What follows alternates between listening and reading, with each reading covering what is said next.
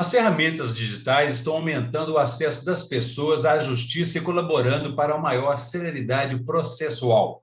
É o que revelou a pesquisa da Associação dos Magistrados Brasileiros, a AMB, em parceria com a Universidade de Brasília. Como tem sido essa experiência do mundo real para o virtual no judiciário? Como a nova maneira de fazer justiça tem chegado às comarcas mais distantes? Esses são os principais temas de hoje do Pensamento Jurídico, uma produção da Associação dos Magistrados Mineiros, a AMAGES. Para falar sobre o assunto, nós vamos conversar com o juiz Tomás Ferreira Espechite Arantes, que é titular do Juizado Especial da comarca de Teófilo Otoni, a 450 quilômetros de Belo Horizonte, no Vale do Mucuri, uma das regiões mais pobres do estado. Doutor Tomás, obrigado por nos atender e é um prazer falar com o senhor aqui no Pensamento Jurídico. Eu agradeço o convite, a oportunidade de estar participando do programa. Será um prazer para nós. E a você que nos acompanha, a favor de inscrever-se no canal da AMAGES no YouTube e enviar suas sugestões e comentários que serão muito bem-vindos. Doutor Tomás, como é que foi a experiência do senhor com a tecnologia? Que, segundo a pesquisa, então, da ANB, com a UNB, aumentou o acesso ao Poder Judiciário e, segundo a plataforma Juízo 100% Digital, deu mais celeridade aos processos. Como é que foi a experiência do senhor? Nós temos uma experiência muito positiva aqui no Juizado Especial da comarca de Teófilo Otoni com a tecnologia. Houve um implemento muito grande na utilização dessas ferramentas, né? Tais como o WhatsApp, tais como a comunicação via e-mail. Isso foi incrementado a partir do momento em que houve a pandemia, né? Nos idos de março de 2020, quando houve um fechamento, né, dos fóruns, nós passamos a utilizar esse tipo de comunicação. O primeiro passo foi a virtualização dos processos. Iniciamos com um mutirão aqui na nossa unidade, para que os processos fossem todos virtualizados. E conseguimos esse objetivo ainda no ano de 2020, na seara civil, né?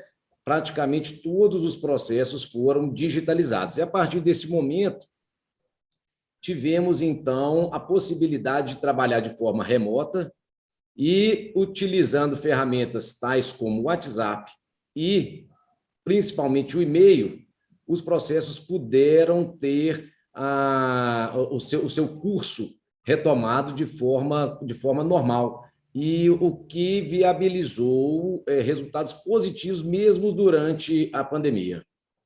Pode-se afirmar, doutor Tomás, que o legado do judiciário na pandemia foi essa garantia dos direitos com a continuidade dos processos? Com certeza. Eu acho que o legado que veio na pandemia diz respeito a essas inovações tecnológicas. Um passo importante que foi dado foram as audiências virtuais, né? Iniciou-se até então, de forma inédita, aqui no estado de Minas Gerais, imagine, a nossa comarca, de forma inédita, audiências de forma online, tanto as audiências de conciliação, quanto audiências de instrução e julgamento, e com resultado positivo. Os processos não ficaram paralisados e houve possibilidade de julgamento dos processos com a maior fidedignidade possível, né? Aos termos processuais e à legislação 9.099.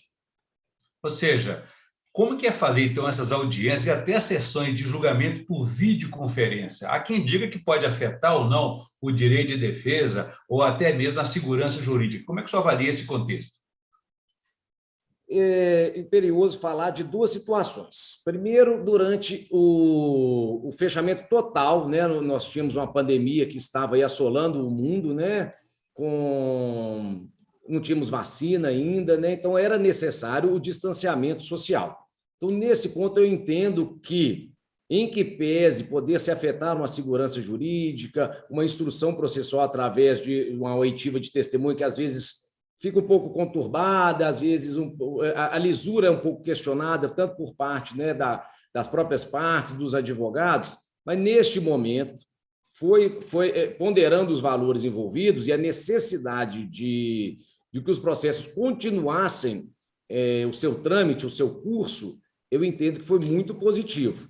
Agora, já estamos num momento distinto. Qual é o momento agora? Já temos a vacina, temos uma pandemia sob controle, né? E com os efeitos do Covid-19 bem mais brandos, né, nas pessoas que estão tendo no momento. Então, eu entendo que, atualmente, o que temos feito aqui no juizado são audiências presenciais. Voltamos com as audiências presenciais, porém, sem afastar a possibilidade de oitiva, tanto da parte ou do advogado, de forma virtual, desde que haja uma justificativa para que o ato ocorra dessa forma. Por exemplo, um advogado que é de fora e nos solicita a audiência virtual, eu defiro para esse advogado, assim como faço para a parte e, eventualmente, para a testemunha.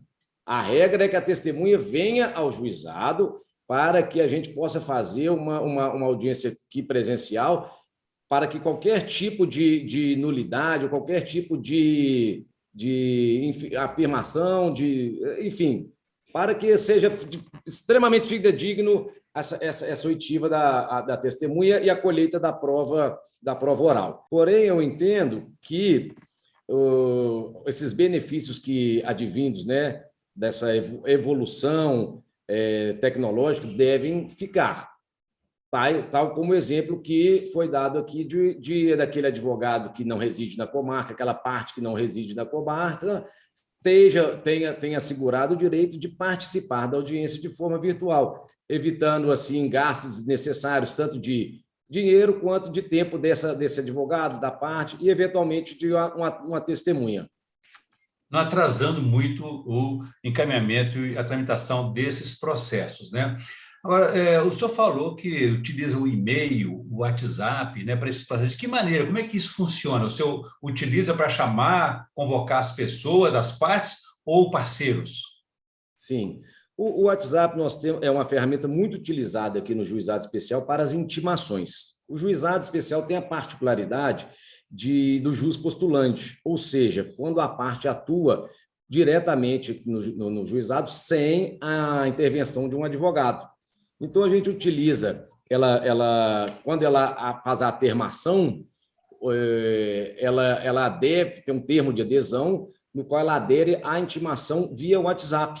Então, a gente encaminha aqui pelo telefone institucional um WhatsApp para ela, e com a intimação e com a cópia, por exemplo, da decisão interlocutória, de antecipação dos efeitos da tutela, ou mesmo intimação da sentença, a gente encaminha o arquivo, né? O que dá uma celeridade muito grande e uma economia de gastos realmente satisfatória para o Poder Judiciário.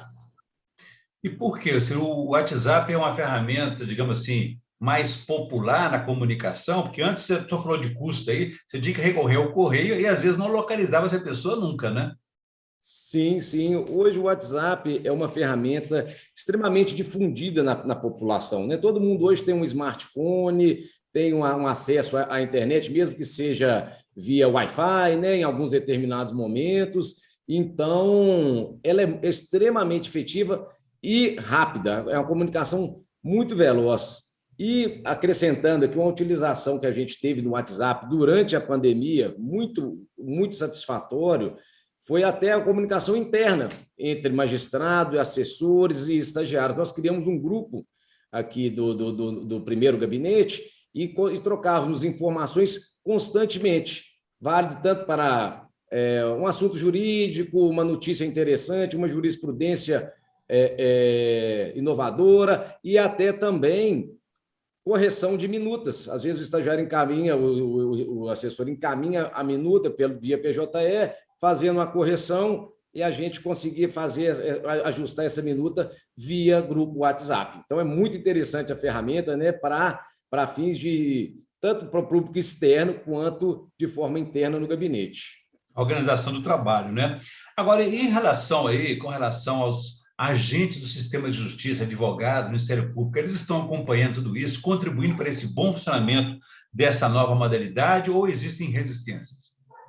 Não. Eu entendo e vislumbro aqui que há uma participação da grande maioria da classe dos advogados, do Ministério Público também. Acho que o Ministério Público, em sua unanimidade, compreende a necessidade dessa evolução, né, que creio que traz muitos ganhos em celeridade, em acesso à justiça, em economia para os cofres públicos, e eu vejo uma adesão muito grande por parte de toda a classe, de todos os atores envolvidos no processo judicial.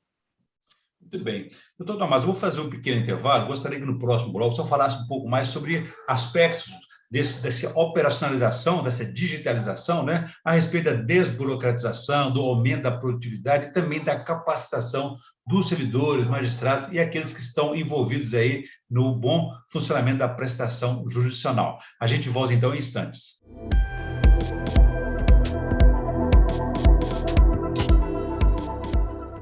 Estamos de volta com o Pensamento Jurídico. Participe de nosso programa pelo e-mail pensamento@amages.com.br ou envie sua sugestão pelo canal da Amages no YouTube. Hoje estamos falando sobre as ferramentas digitais que estão aumentando o acesso das pessoas à justiça e colaborando para uma maior celeridade processual. O nosso entrevistado é o juiz Tomás Ferreira Espechite Arantes, que é titular do Juizado Especial da comarca de Teófilo Otoni, a 450 quilômetros de Belo Horizonte, no Vale do Mucuri, na região aí nordeste de Minas Gerais.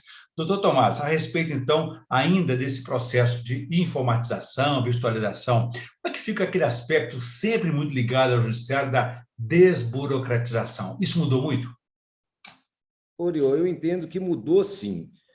A virtualização dos processos ela trouxe muitos ganhos para todas as pessoas envolvidas.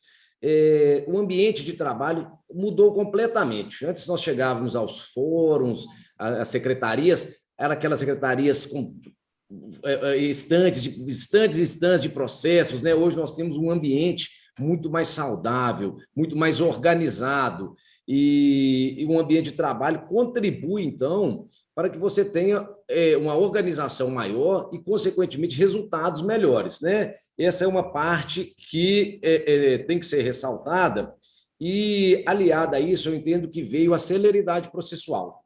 Os processos correm agora de forma muito, muito veloz.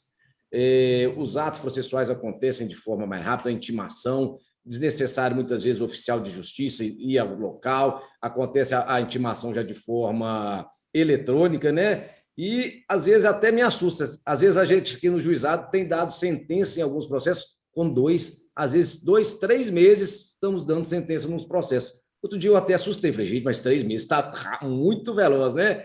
Só foi possível isso através desse processo digital. Se houve maior acesso, também deve ter aumento aí da produtividade. E como é que ficou a qualidade processual em todo esse processo? Eu entendo que a qualidade processual não foi alterada. Mantemos um nível de qualidade, tanto no processo físico quanto no processo digital. E o processo digital, ele te permite um acesso rápido. Às vezes, a gente é resistente à mudança. O PJE foi implementado aqui na comarca no ano de 2019. E a gente, às vezes, nossa, como é que vai ser agora, né? Um processo digital, a gente folheava um processo rapidinho, agora não. Aí, depois que você se adapta ao sistema, hoje o sistema é muito mais rápido. Ontem mesmo eu estava aqui trabalhando em um processo físico, alguns processos físicos, o que resta aqui, que é uma pequena quantidade, porque o nosso juizado aqui está praticamente totalmente digitalizado, e comecei a folhear o processo e achei tão estranho aquilo, foi uma sensação bem diferente. Falei, gente, não sei mais folhear um processo, agora é só no digital. É como escrever à mão, né? Doutor Tomás, no caso de Minas, o senhor falou do PJE, que é o processo judicial eletrônico, né? Ali todos os atos processuais estão exclusivamente praticados por esse meio remoto? Sim. Os atos processuais são todos via PJE, né? Peticionamento, todos os atos, né? São intimações, tudo realizado dentro do PJE, exceto quando se tem aí a pessoa sem um advogado, né? Às vezes litigando sem um advogado, que é o jus postulante, que acontece no juizado especial. Fora isso, todos os atos são eletrônicos, exceto também que a gente pode citar a audiência de instrução e julgamento, que, como eu ressaltei, tem sido feita de forma presencial, porém facultando a utilização da tecnologia, da audiência virtual, quando há uma justificativa por parte de alguma das partes, tanto advogado ou parte, né? Entendi. Não dá para ignorar que as facilidades da tecnologia, de maneira geral, né, grande parte dos serviços públicos, também da área privada, está migrando aí para o ambiente digital. Isso ajuda a descomplicar a vida de muitas pessoas. E o senhor lida, por exemplo, como o senhor falou há pouco, aí, da questão da saúde, né? Às vezes precisa de urgência nesses tratamentos, medicamentos ou cirurgias. Como é que o senhor se relaciona usando esses recursos quando os parceiros não estão, por exemplo, na comarca, na região? Orion, esse é um ponto muito interessante. A gente, no juizado especial, hoje, ele é composto pelo juizado especial civil, o juizado especial criminal e o juizado especial da Fazenda Pública. E esse juizado da Fazenda Pública, ele engloba as demandas, a grande maioria das demandas envolvendo o direito à saúde.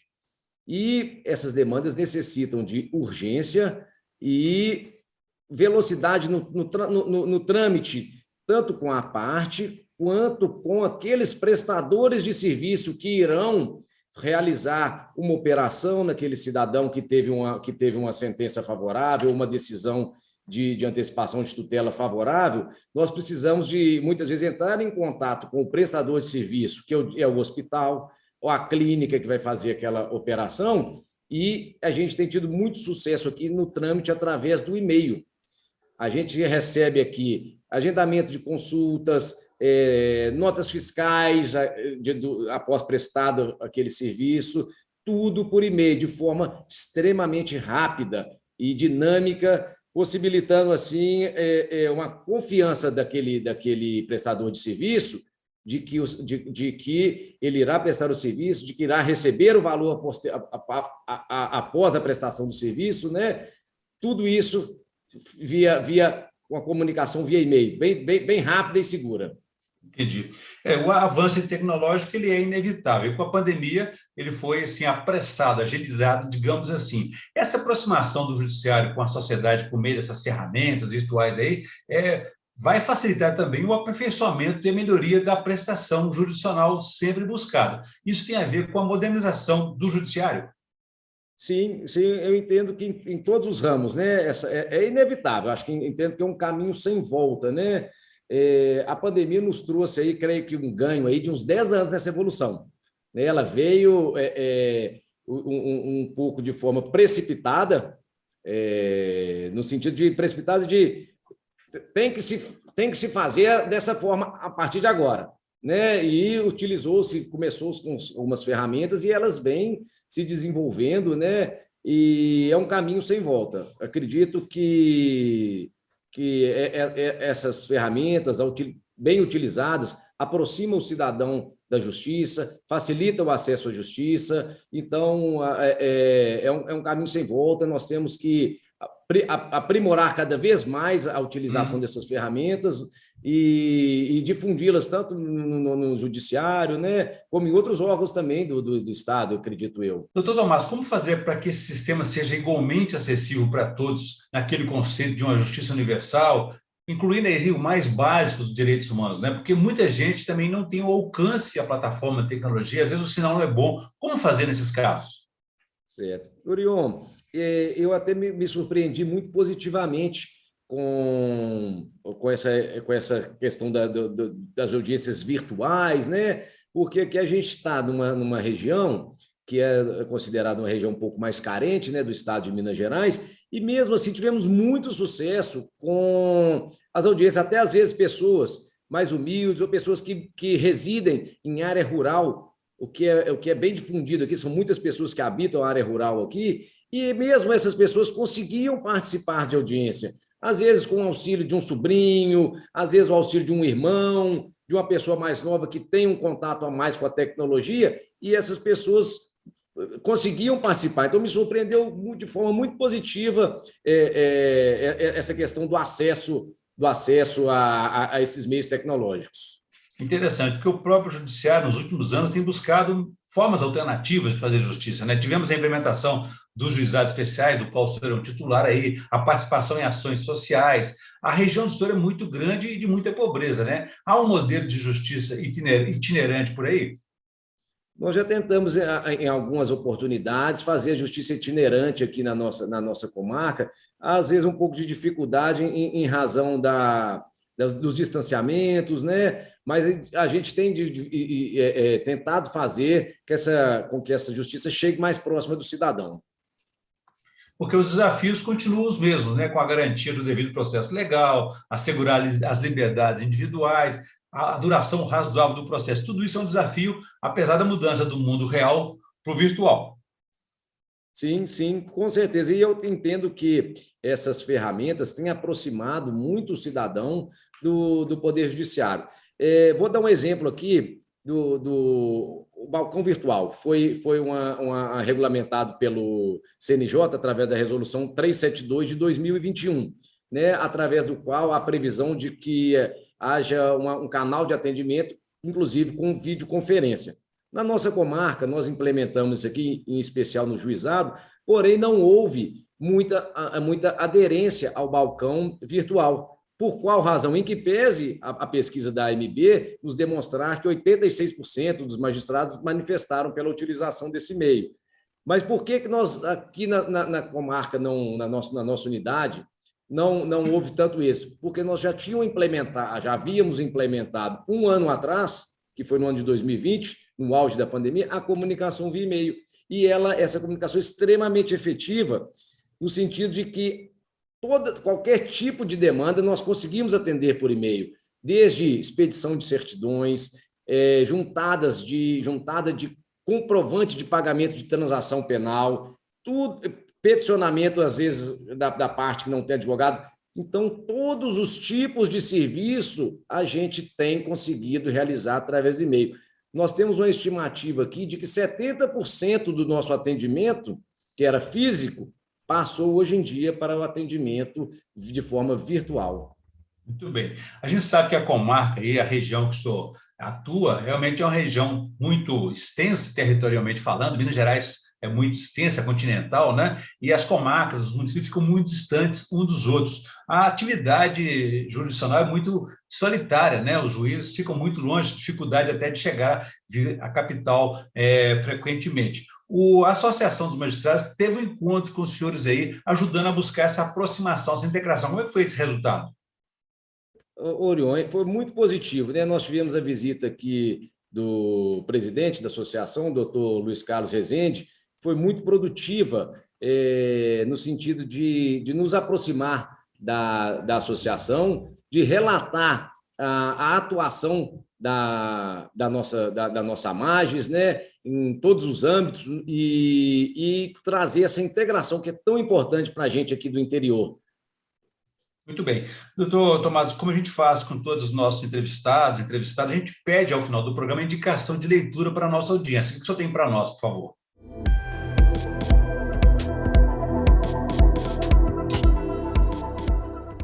Eu vou fazer a indicação de um livro, eu já li já tem algum tempo, mas que me marcou bastante porque é um relato histórico, ele é uma trilogia chamada O Século, do autor Ken Follett. São 3 livros, Queda de Gigantes, Inverno no Mundo e Eternidade por um Fio. São 3 livros, cada um tem mais ou menos 1000 páginas, mas vale a pena. Com certeza, uma boa indicação. O século, ele vem da Primeira Guerra Mundial, a Segunda Guerra Mundial e a Guerra Fria, com a parte ali daquela segregação nos Estados Unidos. Então, ele tem essa contagem do século como um todo e com uma abordagem também fictícia, né, de algumas pessoas fictícias e grande parte relatando acontecimentos reais, né? Acontecimentos reais no mundo com algumas famílias fictícias. É muito interessante o livro, então eu recomendo a leitura. Boa indicação, com certeza. Muito bem, eu conversei aqui com o juiz Tomás Ferreira Espechite Arantes, que é titular do Juizado Especial da Comarca de Teófilo Otoni, no Vale do Mucuri. E discutimos aí as ferramentas digitais que estão aumentando o acesso das pessoas à justiça e colaborando para uma melhor celeridade processual. Doutor Tomás, muito obrigado pela entrevista. Foi um prazer falar com o senhor aqui no Pensamento Jurídico. Orion, eu agradeço a oportunidade e estamos à disposição aí da Mais e foi um prazer muito grande. Muito obrigado também. Bom, e você que nos acompanhou até aqui pode ver e rever essa entrevista nos canais da AMAS, no YouTube, nas redes sociais e também no site da associação. Ficamos por aqui. Obrigado e até a próxima.